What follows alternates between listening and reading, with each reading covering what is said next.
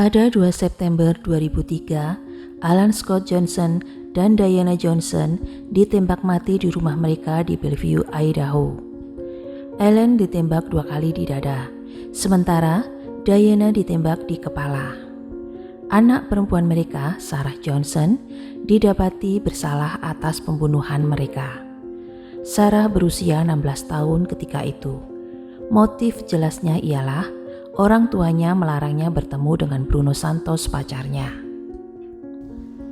Sarah Johnson berusia 16 tahun ketika dia menembak dan membunuh orang tuanya dengan senapan berkekuatan tinggi karena mereka tidak menyetujui dia berpacaran dengan pacarnya yang berusia 19 tahun.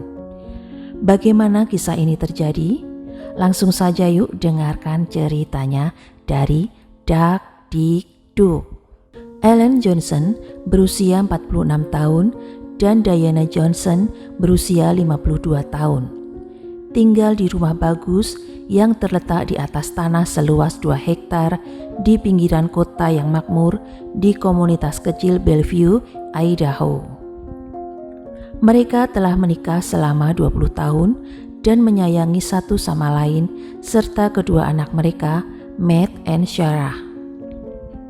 Keluarga Johnson sangat disukai di komunitas. Alan adalah salah satu pemilik perusahaan landscape populer dan Diana bekerja di perusahaan keuangan. Pada dini hari, tanggal 2 September 2003, Sarah Johnson berlari keluar rumahnya dan berteriak minta tolong.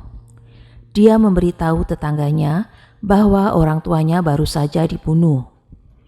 Ketika polisi tiba, mereka menemukan Diana Johnson terbaring di bawah selimut tempat tidurnya, tewas akibat ledakan senapan yang telah menghilangkan sebagian besar kepalanya. Alan Johnson ditemukan terbaring di samping tempat tidur, tewas akibat luka tembak di dadanya. Darah mengalir memenuhi sekujur tubuh Alan.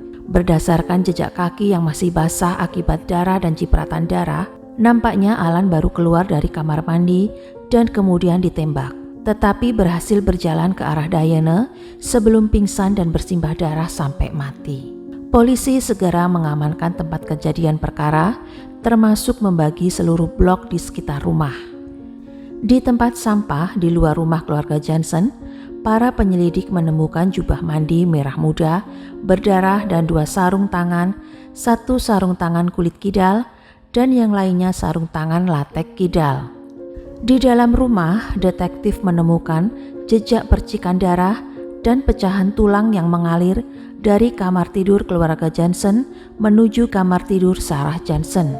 Senapan 264 Winchester Magnum ditemukan di kamar tidur utama. 2 pisau daging dengan ujung pisau bersentuhan telah diletakkan di ujung tempat tidur keluarga Johnson.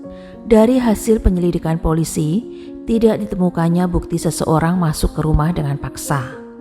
Ketika Sarah Johnson pertama kali berbicara dengan polisi, dia mengatakan bahwa dia bangun sekitar pukul 6.15 pagi dan mendengar air keran di kamar mandi di kamar tidur orang tuanya dinyalakan. Dia terus berbaring di tempat tidur, tetapi kemudian mendengar 2 tembakan. Sarah berlari ke kamar orang tuanya dan menemukan bahwa pintu mereka tertutup. Dia tidak membuka pintu, melainkan memanggil ibunya yang tidak menjawab. Karena ketakutan, dia lari keluar rumah dan mulai berteriak minta tolong. Kisahnya tentang apa yang terjadi akan berubah beberapa kali dalam penyelidikan. Terkadang dia mengatakan pintu orang tuanya sedikit terbuka, dan di lain waktu dia mengatakan pintunya tertutup, tetapi tidak pintu orang tuanya. Berdasarkan bukti forensik yang ditemukan di kamar tidur Sarah, pintu dan pintu orang tuanya harus dibuka. Sarah juga mengakui bahwa jubah merah muda itu miliknya, tetapi membantah mengetahui apapun tentang bagaimana itu berakhir di tempat sampah. Ketika pertama kali ditanya tentang jubah itu, tanggapannya adalah bahwa dia tidak membunuh orang tuanya, yang menurut para penyelidik aneh. Dia bilang dia mengira pembunuhnya adalah seorang pelayan yang baru-baru ini dipecat oleh keluarga Johnson karena mencuri. Pemilik senapan yang digunakan untuk membunuh keluarga Johnson adalah milik Mel Spiegel yang menyewa garasi apartemen di sebuah wisma yang terletak di properti keluarga Johnson. Dia pergi selama akhir pekan pada hari buruh dan belum kembali ke rumah pada hari pembunuhan. Ketika diinterogasi, dia memberitahu polisi bahwa senapan itu disimpan di lemari yang tidak terkunci di apartemennya. Sarah Johnson dideskripsikan oleh tetangga dan teman sebagai gadis manis yang gemar bermain voli. Namun, pada bulan musim panas, Sarah mulai menunjukkan gelagat seperti seseorang yang sedang jatuh cinta. Dan rupanya, Sarah sedang tergila-gila dan terobsesi dengan pacarnya yang berusia 19 tahun, yaitu Bruno Santos Dominguez. Sarah dan Dominguez telah berpacaran selama 3 bulan sebelum pembunuhan orang tua Sarah terjadi. Keluarga Johnson tidak menyetujui hubungan tersebut karena Dominguez berusia 19 tahun dan seorang imigran Meksiko yang tidak berdokumen. Ia juga memiliki reputasi terlibat dalam narkoba. Teman dekat Sarah mengatakan bahwa beberapa hari sebelum pembunuhan keluarga Johnson, Sarah menunjukkan cincin kepada mereka dan memberitahu mereka bahwa dia dan Dominguez bertunangan. Mereka juga mengatakan bahwa Sarah sering berbohong. Jadi, mereka tidak sepenuhnya percaya dengan apa yang dikatakan Sarah tentang pertunangannya. Pada 29 Agustus, Sarah memberitahu orang tuanya bahwa dia menghabiskan malam dengan teman-temannya. Tetapi sebaliknya, dia menghabiskan malam dengan Dominguez. Ketika orang tuanya tahu, ayahnya pergi mencarinya keesokan harinya dan menemukannya bersama Dominguez di apartemen keluarganya. Sarah dan orang tuanya bertengkar dan Sarah memberitahu mereka tentang pertunangannya. Diana sangat kesal dan mengatakan bahwa dia akan pergi ke pihak berwenang dan melaporkan Dominguez untuk kasus pemerkosaan menurut undang-undang. Jika tidak ada yang lain, dia berharap Dominguez dideportasi. Mereka juga melarang Sarah selama sisa akhir pekan hari buruh dan mengambil kunci mobilnya. Selama hari-hari berikutnya, Sarah yang memiliki kunci apartemen Spiegel keluar masuk karena berbagai alasan. Pada malam sebelum pembunuhan, Diana dan Sarah menelpon Matt Johnson, anak tertua Johnson yang sedang kuliah. Matt mengatakan ibunya menangis tentang hubungan Sarah dengan Dominguez dan mengungkapkan betapa malunya dia dengan tindakan Sarah. Tidak seperti biasanya, Sarah tampaknya menerima hukuman orang tuanya untuk tinggal di rumah dan tidak boleh kemana-mana. Dan dia memberitahu Matt bahwa dia tahu apa yang akan dia lakukan. Waktu itu Matt hatinya tidak tenang setelah dia menerima telepon adiknya.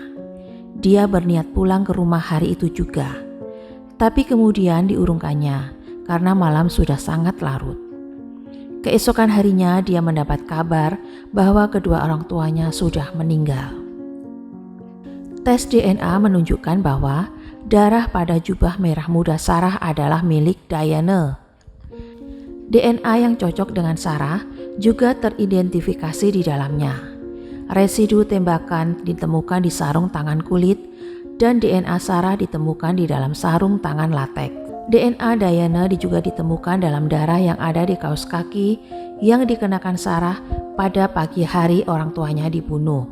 Pada tanggal 29 Oktober 2003, Sarah Johnson ditangkap dan didakwa sebagai orang dewasa atas 2 tuduhan pembunuhan tingkat pertama dan dia mengaku tidak bersalah. Jaksa penuntut mendapat tantangan dengan 1 bukti utama, jubah merah muda dan pola percikan darah yang ditemukan di atasnya. Sebagian besar darah berada di lengan kiri dan belakang jubah. Jika Sarah mengenakan jubah sebelum menembak orang tuanya, Bagaimana bisa begitu banyak darah masuk ke punggungnya? Sementara jaksa sedang berjuang untuk mengumpulkan penjelasan yang layak untuk lokasi darah di jubah, pengacara pembela Sarah, Bob Pangburn, kebetulan muncul sebagai tamu di program Urusan Saat Ini, di mana hostnya adalah Nancy Grace. Nancy Grace bertanya kepada Pangburn tentang darah di jubah itu, dan dia berkata bahwa itu menunjukkan kemungkinan terkontaminasi bukti dan bahwa itu benar-benar dapat membantu membebaskan Sarah Johnson dari tuduhan. Nancy Grace memberikan penjelasan lain. Dia menyarankan bahwa jika Sarah ingin melindungi tubuh dan pakaiannya dari percikan darah, dia bisa saja mengenakan jubah itu ke belakang. Melakukan itu akan bertindak sebagai perisai, dan darah akan berakhir di bagian belakang jubah. Rod Eckler dan anggota tim penuntut lainnya kebetulan menonton program tersebut, dan teori Grace memberi mereka skenario yang masuk akal yang akan menghasilkan pola darah yang ada di jubah tersebut. Selama persidangan, ada banyak kesaksian tentang perilaku Sarah Johnson yang tidak pantas dan kurangnya emosi tentang pembunuhan brutal orang tuanya. Tetangga dan teman yang menawarkan penghiburan kepada Sarah pada hari orang tuanya terbunuh mengatakan bahwa dia lebih khawatir melihat pacarnya. Dia juga tidak tampak trauma yang akan diharapkan jika seorang remaja mengalami pengalaman yang dia alami di dalam rumah ketika orang tuanya ditembak mati. Di pemakaman orang tuanya, dia berbicara tentang ingin bermain bola voli malam itu. Kesedihan yang dia tunjukkan tampak dangkal. Para saksi juga bersaksi tentang hubungan yang bermasalah antara Sarah dan ibunya. Tetapi banyak juga yang menambahkan bahwa bukan hal yang aneh jika seorang gadis seusianya bertengkar dengan ibunya. Namun saudara Sarah, Matt Johnson, memberikan beberapa kesaksian yang paling berwawasan tentang dia. Meskipun itu juga terbukti menjadi yang paling memberatkan. Matt Johnson menggambarkan Sarah sebagai ratu drama dan aktor baik yang memiliki kecenderungan untuk berbohong. Dalam bagian dari kesaksian 2 jamnya, dia mengatakan bahwa hal pertama yang Sarah katakan kepadanya ketika dia tiba di rumah mereka setelah mengetahui orang tuanya telah dibunuh adalah bahwa polisi mengira dia yang melakukannya. Dia mengatakan kepadanya bahwa dia pikir Dominguez lah yang melakukannya, yang dia tolak dengan keras. Dia berkata bahwa Dominguez mencintai Alan Johnson seperti seorang ayah, tetapi Matt tahu ini tidak benar. Dia juga mengatakan kepadanya bahwa pada jam 2 pagi pada malam sebelum pembunuhan, seseorang telah ke rumah tersebut. Orang tuanya memeriksa halaman untuk memastikan tidak ada orang di luar sana sebelum mereka kembali tidur. Dia belum memberikan informasi ini kepada polisi. Terlepas dari itu, Matt tidak mempercayainya dan dia tidak menentang apa yang dia katakan. Dalam minggu-minggu setelah pembunuhan, Matt bersaksi bahwa dia menghindari bertanya kepada saudara perempuannya tentang pembunuhan itu karena dia takut dengan apa yang mungkin dia katakan kepadanya. Beberapa poin menguatkan pembelaan yang dibuat oleh tim pembela Sarah selama persidangannya berkaitan dengan kurangnya materi biologis yang ditemukan pada Sarah pada pakaiannya. Penyelidik tidak menemukan apapun di rambut, tangan, atau dimanapun. Para ahli bersaksi bahwa dengan Diana yang ditembak dalam jarak sedekat itu, tidak mungkin bagi penembak untuk menghindari semburan darah. Namun, tidak ada yang ditemukan pada Sarah yang menjalani 2 pemeriksaan fisik lengkap pada hari pembunuhan. Sidik jarinya juga tidak ditemukan di peluru, senapan, atau pisau. Namun, ada 1 cetakan tak dikenal yang ditemukan di senapan itu. Kesaksian teman sel Sarah yang bersaksi di persidangan tersebut tentang beberapa perkataan Sarah di dalam sel yang menjadikan kesaksian tersebut memberatkan Sarah tentang pembunuhan itu dipertanyakan. Seorang teman satu sel mengatakan bahwa Sarah mengatakan pisau-pisau itu ditempatkan di tempat tidur untuk membuat polisi melihatnya seperti penembakan yang berhubungan dengan geng. Pembela berjuang agar kesaksinya itu dibuang karena teman satu selnya adalah orang dewasa dan hukum melarang anak di bawah umur yang dipenjara untuk ditampung bersama orang dewasa. Hakim tidak setuju dengan menyatakan bahwa jika Sarah dapat diadili saat dewasa, dia dapat ditempatkan dengan tahanan dewasa. Tim pembela juga menanyai Matt Johnson tentang uang asuransi jiwa yang akan dia dapatkan jika Sarah tidak bersalah, menyindir bahwa dia akan mendapatkan banyak keuntungan jika Sarah dinyatakan bersalah. Juri berunding selama 11 jam sebelum memutuskan Sarah Johnson bersalah atas 2 tuduhan pembunuhan tingkat pertama. Dia dijatuhi 2 hukuman penjara seumur hidup ditambah 15 tahun tanpa kemungkinan pembebasan bersyarat. Dia juga didenda $10.000 US atau sekitar 140 juta rupiah, di mana yang $5.000 US atau sekitar 70 juta rupiah dialokasikan untuk Matt Johnson. Upaya untuk uji coba baru ditolak pada tahun 2011. Sidang diberikan pada bulan November 2012. Berdasarkan kemungkinan bahwa teknologi DNA dan sidik jari baru yang tidak tersedia selama persidangan Sarah Johnson dapat membuktikan bahwa dia tidak bersalah.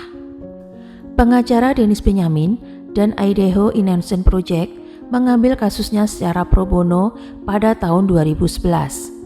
Pada tanggal 18 Februari 2014, Mahkamah Agung Idaho menolak banding Johnson. Sarah Johnson hari ini menjalani hukumannya di Pusat Pemasyarakatan Wanita Pocatello di Idaho tanpa ada persidangan baru untuknya. Usianya sekarang 30 tahun dan dia menghabiskan sisa hidupnya di balik jeruji besi. Dia dihukum karena salah satu kejahatan paling keji dan tidak bisa dibayangkan sebagai kasus pembunuhan kedua orang tuanya. Ini adalah kejahatan yang paling sadis. Seorang anak yang tega membunuh kedua orang tuanya hanya gara-gara sepele orang tuanya melarangnya berpacaran. Silakan teman-teman berkomentar tentang kasus ini. Terima kasih sudah mendengarkan cerita Dakdikduk hari ini dan tunggu cerita-cerita baru dari Dakdikduk selanjutnya yang lebih seru dan membuat hati semakin Dakdikduk.